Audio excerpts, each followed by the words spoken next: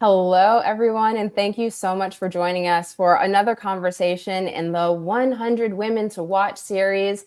This is a conversation about how we go from passion to profit, because we've all got great ideas, right? But how do you actually generate some revenue doing it? And also, how do you create a blueprint, for a legacy-led brand, not one that just thrives and impacts the people while you're here now, but that can continue to thrive and impact after you've left this plane. Okay. This conversation is also about what happens after the spark, when passion all of a sudden becomes a responsibility and the vision needs things like structure or sustainability and strategy. We get to build that legacy brand that isn't just about making money. It may be about creating impact that really lasts, systems that support growth, and also leadership that scales without burnout. Okay, leave that B word out of here. So today what we're going to do is we're going to explore how these amazing women here are translating purpose into profit with integrity, with intention, and also with long-term thinking. So whether you're refining an existing brand, yes, you, the one who's watching this and who's also here with us, we can see your comments, by the way, feel free to participate. Whether you're refining your strategy right now or preparing for your next level, we are inviting you to listen for the blueprint that applies to your vision. All right, here we go. Let's dive in. Our first question today, and anyone can pick this up, is when your passion first became a business, like way back in the beginning, what part of you did it ask to grow? And maybe there was a part that it asked you to let go of. I'm curious what that was. So Susan, Yona, or Dahlia, this is anyone's to pick up. Who'd like to go first? I'll go. Awesome. Thanks, Susan. So one part I had to let go of was being afraid to speak in front of people or do things like this because of body image issues and being worried that, oh, what are people going to think? Or I don't have anything worth sharing or saying, and just moving past that, letting that go and stepping into that more empowered woman that is all about, I got this, I can do this, no problem. So how did you let go of that so that way you could show up here today? Was it a process, or was it like a light switch that just turned off and on? It was definitely a process. I did a lot of mindset work where I worked with a coach that helped me look at things differently and kind of see things in a different light and change the way that I think about myself and about things. So that definitely helped a lot. Okay, got it. So you got some help, right? It takes I a little did. bit to Yeah. ask sometimes, but you did that It asking. took about a year and a half. Yeah. Wow. Wow. Got it. Got it. Yona, would love to hear the same from you. Yeah, for me, it was learning the business side of things. That was like the biggest thing, I really had to learn. Because for so many years, I was the resource for so many people. If they wanted to know about publishing, they wanted to know about PR. And, it took a dear friend, sitting me down one day after he listened to me, basically what was supposed to be a 5-minute phone call turned into an hour phone call because we were hanging out. And he said to me, your knowledge, your experience has value. Your time is worth Mhm. something. It's okay to ask, to answer a few questions. He said, but if somebody's going to keep you on the phone for more than 15 minutes, he was like, that's called consulting, right? And I was like, yeah, yeah. So that was the biggest thing, understanding that, that my time was worth something and that it was okay to ask for what you're worth. That was one of the things I was actually uncomfortable with, actually saying, oh, you know what? I'm happy to, to answer, a few questions, but it sounds like, you need a more detailed, a deep dive into whatever it is that they were asking, and you can log on to my website and sign up for a consultation. And so, once you say consultation, people already know it ain't free. But I had to learn how to do that, because that oh, let me pick your brain thing. That is one term I detest, because what that says is I am basically going to ask you to give up your time and give up resources that I know that I have to pay elsewhere, but I can get to you for free. Wow. Okay. I think some people who are listening can really feel what it is that you're saying. For sure. For sure. How was it that you allowed yourself to get that honest, with yourself about that? Yeah, it took some self-reflection. And I had to ask myself, why is it that I just freely do it and not even think about those things? And it's cultural. A lot of it is cultural. I'm always going to be who I am. I come from a family that we were taught that when you are gifted with certain gifts, with certain talents, it's your responsibility to help others who are less fortunate. But what they didn't tell me is that, yeah, you can do that, but not to burn out. You don't give selflessly. There has to be, some sort of parameters and boundaries, around that. And that's something I definitely, had to learn, along the way. And it made me so much better for it. And I had to get comfortable with knowing that, yes, I am. Yes, I do this experience. And I'm worth it. Oh, definitely. Definitely that last part. Thank you. Dahlia, love to welcome you onto the stage to answer this question. How does it resonate with you about like your journey when your passion first became a business?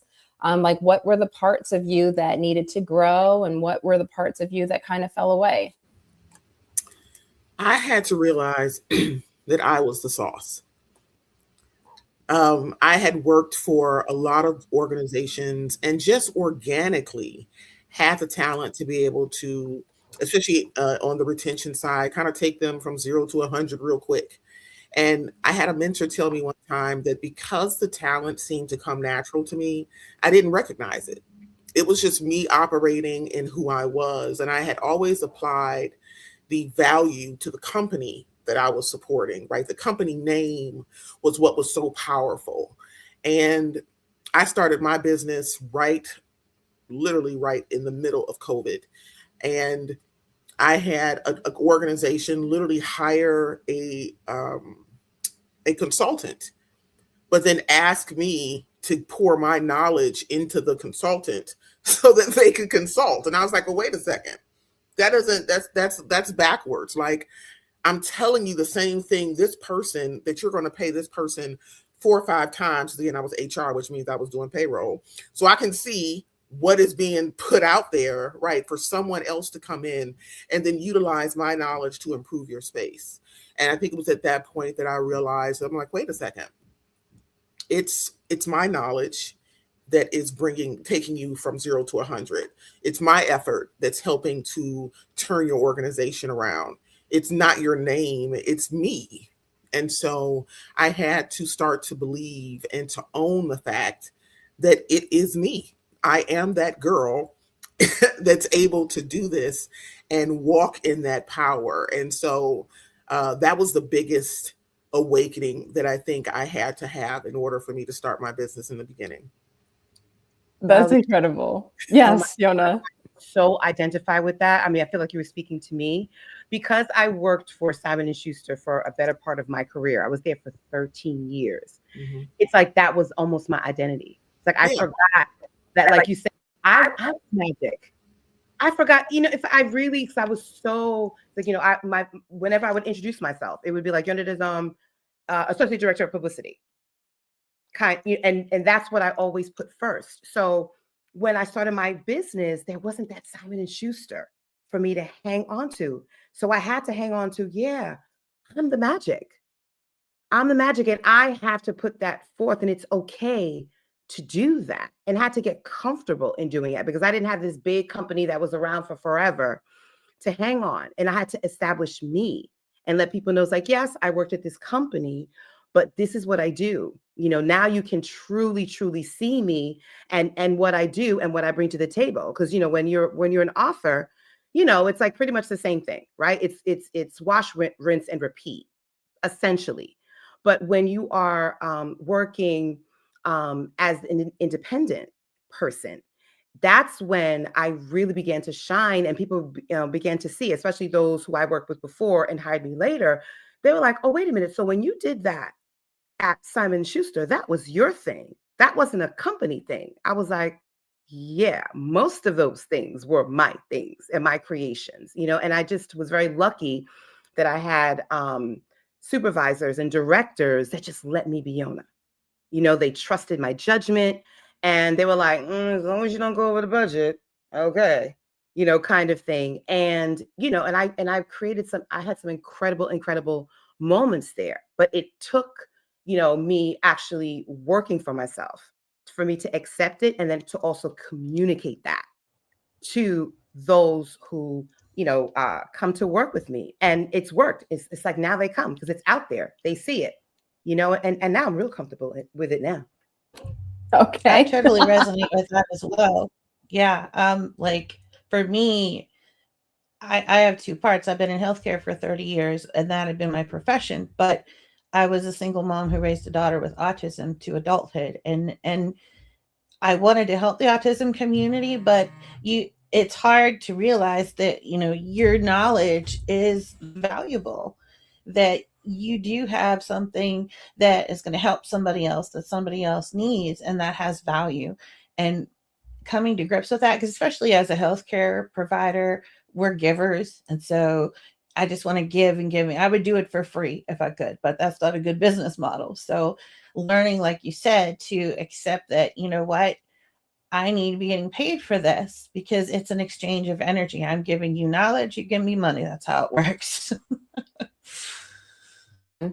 Right. And there's like an asking and a receiving that also gets to happen. Sometimes we're like, oh yeah, okay, if I just keep going in this momentum and this rhythm, like the right things will happen. But sometimes we actually have to insert ourselves and interject, into the process to make sure that the ask is properly happening, and that the receiving is properly happening.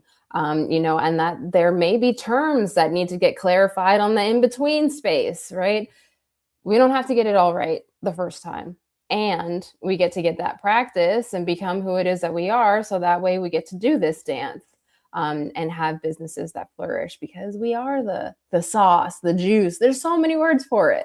I love that. Dahlia, you had talked about, like you had described the change, but I'm still curious, what did you feel had to change about you in order for you to own that? Was it becoming braver? Was it, creating more boundaries? What happened on the inside that had you be like, hey, y'all, like this is actually a big part in terms of like a contribution to all the things that are happening around here? Well, I don't know if we have enough time for that, but what I would, right, because it was all the things. It was all the things. But what I would say, all of that culminated into me learning to turn the hustle inward. When you place your identity in those third party spaces, you will hustle to make sure that they get what they need. And I literally would take the schedule of hustle that I was creating in their world and almost a little bit force myself to apply it to my world. It was like, if I can make 45 phone calls a day to make sure that your floor gets staffed, why can I not make 45 calls a day for me to start to find a client, right? If I can wake up and if I can wake up 10 minutes late and be in a frantic and get in the car, and I was from Cleveland, Ohio, so that was even in the snow, drive through the snow to make sure I'm there on time to honor your rules and regulations. then why am I not waking up at 6 o'clock in the morning to make sure that I can do what I need for my business? So it was truly me having to learn and accept that I could hustle. Right. Like, sometimes we give ourselves the excuse like, oh, it's too hard. It was never too hard when it was someone else. And I had to be very, very, very real and just very real with myself about that. And it was a journey. I'm not going to sit here and make it seem like the first day I was like, oh, I got it. No, there were plenty of times that I failed. There were plenty of times I threw the cover over my head because I was scared. And, you go through this avoidance part. But I still, at the next day, got up and spoke to myself and prayed. I'm a woman of faith, and prayed and tried to do my best to keep that reality, those possibilities in front of me. And I'm still growing today to become that woman. But it truly was me learning how to turn the hustle and the belief inward. So good. So good. Right. And like yes, exactly, Yona.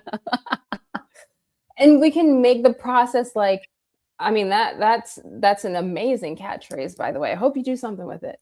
And it sounds awesome, right? And sometimes it's just like heartbreaking and heart-wrenching, to actually be in the experience of it happening in real time. There's grief that happens, from the roles that we had with our names being associated with certain, certain parties. Like there's so much there. And then there's this breaking open, with the expansiveness of us actually realizing who it is that we are, recognizing it, and also owning it in interactions and conversations. So much. Thank you so much, Dahlia. As we continue this conversation here, let's start talking about legacy, because sometimes we think about it like in terms of years. And my inclination is to want to zoom out and talk about it in terms of like decades or a lifetime. But actually, one way that we can think about it is how it's built in daily decisions. Okay, like what are we doing every single day that is leaving a lasting legacy? So I'm curious, again, open to anybody who'd like to take this one on. What's one choice that you make now that your earlier self would not have prioritized, but your future legacy actually depends on? And you know what? I'll kick it off. That thing for me was sleep. Like I thought that if I stayed up all night, and did the thing that I was working on, then I would emerge victorious the next day. When in actuality, I was going into sleep debt, which I'm realizing is a thing now. And I was taking away from my future self by doing that. I might have even been taking years off the end of my life, by sustaining a really unhealthy habit of going all in, staying up all night to do the thing for another person when the thing that I really needed the most was sleep. So I'm curious what that thing is for all of you. Well, I remember having conversations, about legacy as I've gotten older. And I used to say that I wanted people to not necessarily remember me, but to remember the work. And I said that for years. And then one day, a very wise friend reminded me that those of us who do have certain talents, and we're out there, we're the entrepreneurs, we're the leaders, et cetera, et cetera. If I'm not seen, there is somebody that is dependent upon seeing what I do and how I move. So that person fails to become if I remain in the dark. Someone needs to see that there's someone that looks like me, whether it's, a woman, whether it's somebody who's Haitian or Haitian American, or somebody who's older, or somebody who is of color. They will see parts of themselves in me. So if I'm not out there doing all the things and saying, hey, you can do this, you can follow this, then there's going to be a lot of people that are going to miss it because they're looking for that light. and it's not always apparent, so it's really it's a responsibility, it's an obligation to be who God put me on this earth to be. And it's not being a braggart, it's not being putting myself on Front Street or showing off. It's really honoring God, because I'm a person of faith as well. Because when I step out and I do the best that I can absolutely do, and I do it with integrity, that's like a prayer to God. That's honoring God. That's saying thank you, because I'm being responsible with the gift that I was given. So it's so now I'm okay with doing things like this. I'm okay with speaking, in public, and it being about me and not a client. I still struggle with it sometimes, because like I said, I'm used to being in the background making, like Dahlia was saying, you do all the things for the client, making all the phone calls, double checking. And I was used to doing that for other people. It was second nature, but I was uncomfortable doing it for myself. So I've had to, take a really deep breath and remember, whose destiny is going to be affected if I, continue to stay in the dark. So I'm looking forward to it. I'm getting more comfortable, in the seat, but I'm the co-pilot, because we all know who the pilot is. Just saying. Ooh, okay. All right, we're talking about it. Susan, I'm so curious how this shows up for you too, especially in the daily decisions that you get to make with dealing with a very special population. Like, what does that look like for you? Are you able to be nimble? Are you able to think, big picture and long term? What do those considerations look like for you? It varies from day to day, as we know it with entrepreneurs. You could be doing one thing one day and something completely different the next day. But just like, my career in physical therapy, when I get a patient, my job is to look down the road. This is where you are now. Where do I want you to be when we're done? So that same kind of thing spills over into this, where, okay, this is what it's like for the special needs community now. Where do I want it to go, and how can I help it get there? That's kind of the same philosophy as my therapy career. And I have to remind myself that every small step I take is another family breathing easier because of me. And that's not like an egotistical thing, but it's more of I can help. I lived in the trenches. I did it myself. I've been there. I am the person and the information that I wish I had 20 years ago when my daughter was little. And I can stand in that gap, and I can fill in the needs for those people and change things for the next generation. I have a very big, very global picture of how I want to influence things. And firstly, you have to get known. You have to be seen, heard, and remembered, because if you're not visible, if people don't know who you are, you can't help anybody. And so that's one of the small steps that I take every day, is making sure you're visible, taking that next step. Okay, great. I did that. Now what's next? Fantastic. That's a great thing. What's next? And I do feel like my therapy background helps me, because it's exactly what you do in physical therapy. Okay, great. You can do 10 reps. Now let's do 15. Okay, great. You can do 15. Now let's do it with the weight. It's always that. Great. What's next? And just trying Absolutely. things that I never thought I would. I'm an author. I would have never in a million years thought that I would be an author ever. And so I waited till I was 50 to become an author. But it's really amazing to me that I actually enjoy it, and that keeping it in my mind that I'm helping others. That's the main thing. Keep it the core. That's what gives me fulfillment and lights me up, is helping somebody else. And I think establishing pathways and setting things up so that when I'm gone, those can continue to be carried out and can continue to help the population and grow and shift the mindset of society. I want to help create a society where autistic people don't have to fit into it, but society moves over and makes room for them because they're people too. And, Incredible. that's the legacy I want to leave.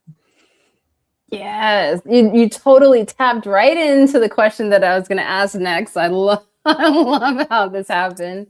Yeah, exactly. How people feel, after they've interacted with you or your brand or your mission and your message. So let's open it up too and continue that conversation. Thank you for bringing it in so seamlessly, Susan.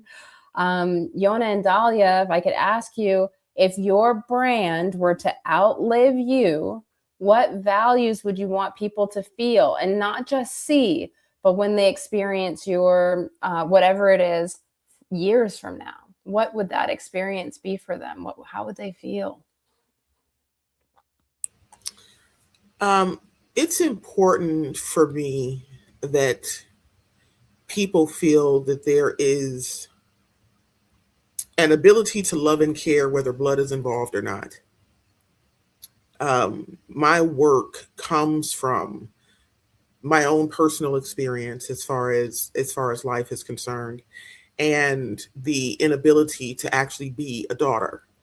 And so when I started working in long-term care, assisted living in the healthcare industry, I obviously was around the senior population.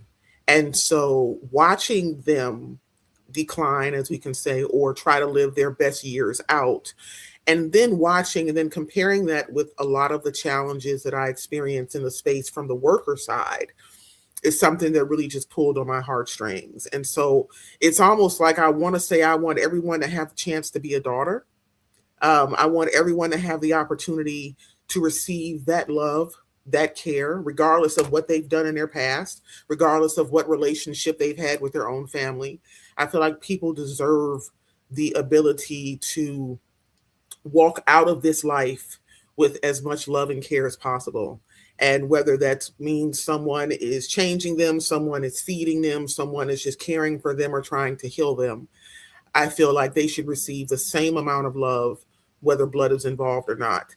So that's what I really, when I'm even entering into these organizations, that is what drives me to see beyond what is on paper, what is in the compliance binder, into not only the people that are there being served, but the people that are serving, because I feel like that is something that has to be glued in order for that industry to even become what it actually is supposed to be.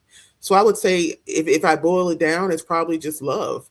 I want people to feel that regardless of where they are in life, but especially if they're in a situation where where someone else has to step in and hold their hand through the next phase. Amazing, Dahlia. Because what I'm hearing is that you get how to do it like in a real effective and efficient way for other people, and also you've been doing it for yourself. Does that sound? Exactly. Okay, got it. Yeah, that's a huge takeaway. All right. Susan, did you I want to love add that, something? Dahlia. That's so true. Because, Mhm. having been in healthcare for 30 years, my first 15 years were in long-term care facilities, and the last 15 have been in home health. And seeing that same gap that you're talking about, I love that you're standing in that gap and creating pathways to provide people with what they need, because it's so desperately needed. And I love that. Yeah, I think for me, I would say I'm very intentional with my movements, especially now as I age gracefully. Um, for me, it's more about hoping that, because I work in publishing. So my hope is that those who continue to acquire authors, publish authors, will take the time to actually see them, to connect with their why. Because I think a lot of times, publishers or people decide not to work, with someone, but for a bunch of reasons. That's one of the first questions I ask someone, when they inquire about working with me. What is your vision? Why do you do what you do? And why are you the person, to do it? It's after I hear that response is when I decide whether or not I want to engage with that person. Because I'm all about helping, just like I want to build a legacy for myself, I'm about helping authors create a legacy for themselves. So if your desire is just to hit the New York Times bestseller list, I'd rather not, because that says something to me. But if the first thing, I'm not saying that should not be a goal. Let me say that out the gate. But if you say to me things like, I want people to be talking about my book 5 years from now, 10 years from now. I want for when my, 6-year, my now 6-year-old goes into college, my words, my book, are being referenced. They're being cited, in people's PhD theses, or things of that nature, or they're a Jeopardy question, something like that. That is what attracts me, because that type of thinking fuels me, and my creativity just goes through the roof, as opposed to someone who just speaks numbers to me. Because we're living in a society, especially with publishing, where it's all about numbers. And I get it, it's a business. But I feel like there's also room to actually build someone, because there's some special pearls out there that they're missing, which is why I have an entire imprint on Riverchild Literary Press for that reason. Because I can take the time to see those special pearls and then, help them to become, something really amazing. And I think that if I continue to model that maybe there'll be others that'll follow. And, the publishing world will just have created some amazing, amazing authors, that are unforgettable. Yes. All because it started out with you seeing them. Mhm. Incredible. Incredible. Okay. Well, we see you. How about that? I really love that too, Yana, because one of the philosophies that I go by is we all rise together. So if someone helps me elevate, I'm reaching out and helping others, and we all go through the journey together. It's not competition, but collaboration. And I just really love that. I think we need so much more of that. And think how much better and different society would be if we all had that, not out for number one. Sure, you have to make money, you're a business, but how can I help somebody else? What can I do that's going to better their life? And having that fulfillment and watching them succeed. And there's room for that, right? Because I think a lot of times we get caught up in chasing the dollar and monetizing everything. And I get it. It's a business, but there's something to be said for just goodwill.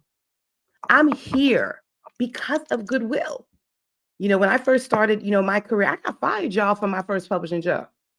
Fired.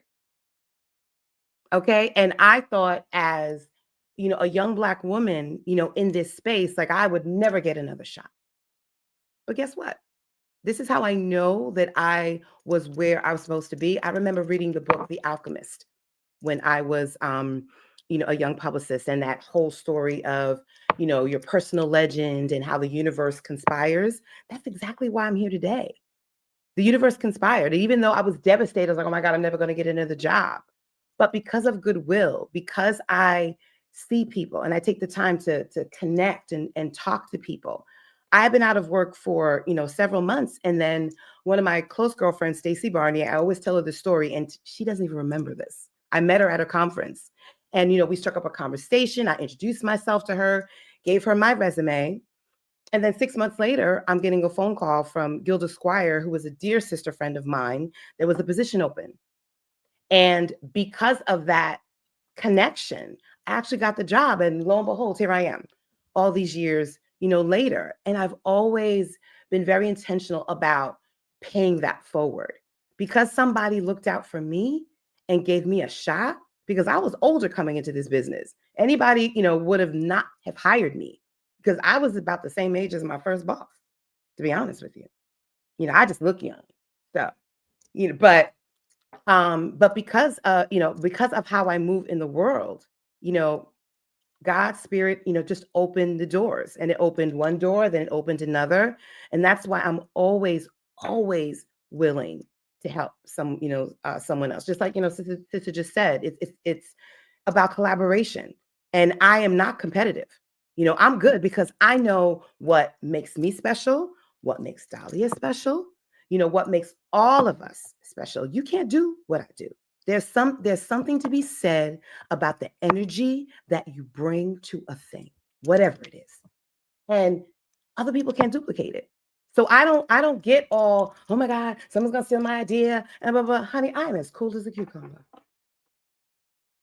Cool as a cucumber, because I know you can't do it the way I do. You can try. You can try. And there are those that have, but guess what? They come back. Just saying. Ah, the energy you bring to a thing. Mhm. So good. So good. Y'all are full of catchphrases today. I'm loving this. From a long line of storytellers, darling. I be honest. I see. And I'm honored. And I am honored. As we head into our last question, right? This question, if you can share it along with where people can find you online and out in the world, that would be awesome. This question is for the women listening who are extremely passionate, but they're also exhausted. What truth do you wish that someone had told you before you tried to carry everything, possibly alone, or maybe just had a little too much on your plate? What's that one thing that you wish somebody had told you, along with where people can find you? Dal, you want to get us started? Sure. What is one truth? And this may not even, I think, even sound like what people probably think I'm going to say, but I think the truth is it will be heavy. You will have to learn how to put the rocks down along the journey. I don't know, and I think that's a lot of times, why we're not told is because if you knew that you were going to start off with 30 rocks and slowly have to learn how to drop them off, you're like, I'm not about to do that. That's ridiculous, and that's why I really believe like entrepreneurship and all of this, it is not for the weak, because some of those rocks are your insecurities. Some of those rocks are your self-sabotage.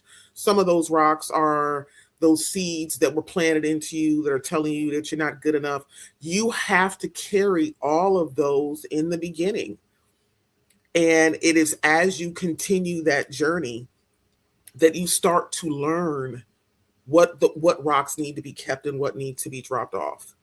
And I can even, and when I decided to do this, Kai, when you reached out to me, I was reading the bio and I was like, God, this is so relevant considering the conversation that you and I had with regards to me streamlining. Like I had a rock that I had to recently put down was my ability to be used to chaos.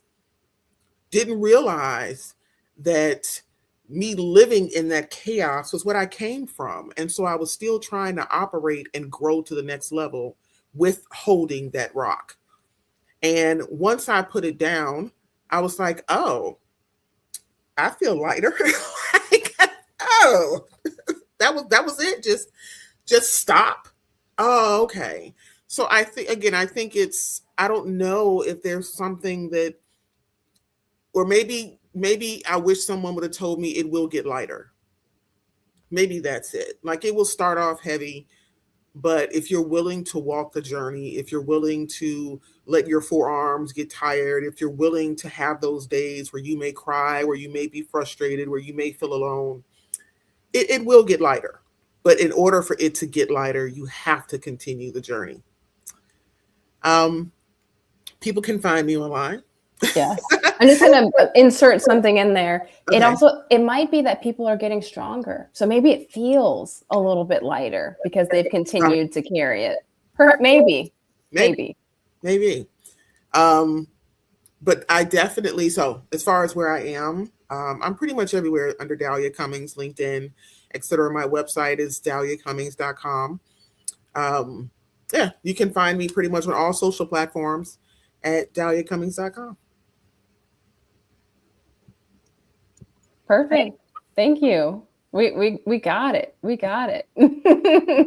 You pick things up and you put them down. Thank you. Mhm. Mm-hmm.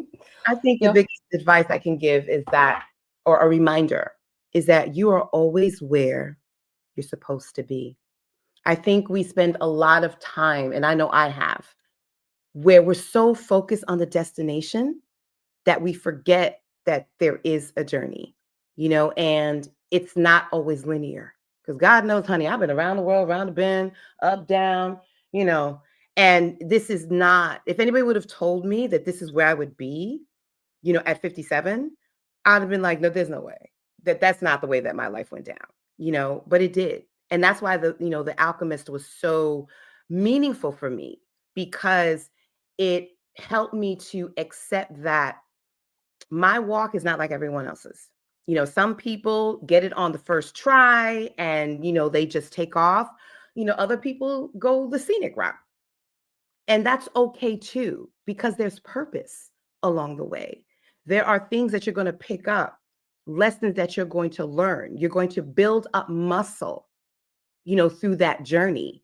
And all of that is going to help you. Because if you miss all of that, if you never experienced any of that, when challenges come your way, what happens? You fall apart because you didn't have anything to refer to or to think about or to remember, to help you navigate, the difficult waters.